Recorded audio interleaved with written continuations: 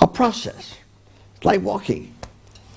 You walk from here to there, and when you get over here, where's the walking?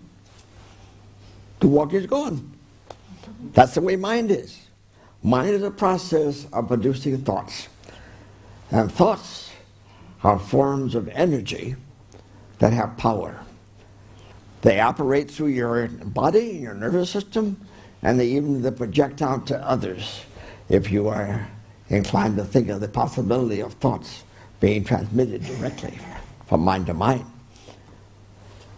Anyway, if mind is a process of producing thoughts, then we begin to understand what we're dealing with, because we're using it to produce thoughts that manifest through the brain over our mechanism in our body, and we're passing these ideas, these thoughts, on to our clients to help them solve some of their problems and some of their difficulty. In other words, we're sharing what we have to give with those that we are working with. Now, the brain. The brain itself does not produce thoughts. The brain is a computer that can be programmed to perform certain nervous actions in the body while you're in body. Now, when you're in body, what are you? You're living in three-dimensional space.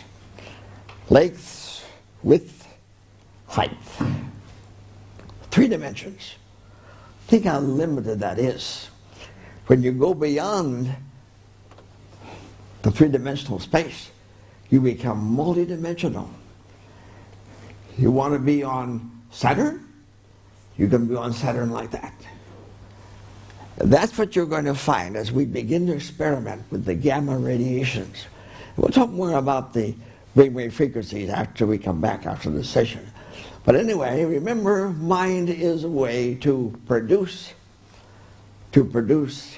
thoughts. And thoughts have power. Thoughts can raise you to the height of genius or pull you down to the depth of insanity. Most are in the middle. Anyway, we thought we would spend some time before the main lunch break to show you something that Tom and I developed that we call symbolic resonant sound.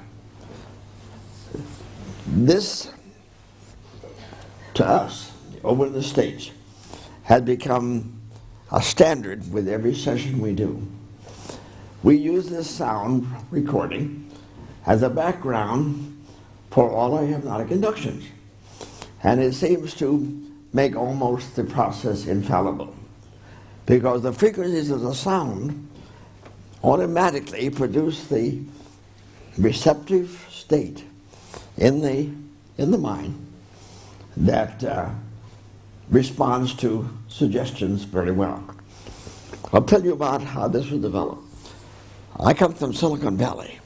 As you know, that's sort of the center of the computer industry over there in the USA. And I had a friend who was an engineer in one of the departments with sound. And I liked the idea of working with him, and thought maybe we can develop something that'll be useful as a background in sound for hypnotic inductions. And so we did. But before I tell you guys how we did it, let me tell you the theory upon which this is based. I think Tom went through it yesterday with you to some extent, but no harm in reviewing it again. Our brain, our physical brain, is functioning on vibratory frequencies of several types.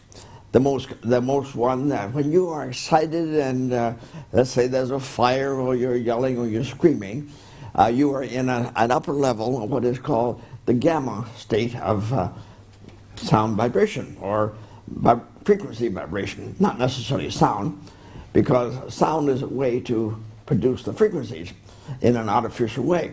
Anyway, we up in gamma. It hasn't been much investigated yet, and I wouldn't be surprised that eventually we'll find gamma maybe or take us into the realm of extrasensory perception and all type of interesting things. But for the moment, we will just say that gamma is a state of mind when you are excited, and when you are, let's say this building will suddenly catch fire and everybody's screaming around, oh, fire, fire, fire, to get out of here and so forth, then you would be in the gamma state. Then we go next down to the beta state. At the present time, there's no reason for you to be in gamma, so you obviously are in a less powerful frequency, the state of beta, as they call it.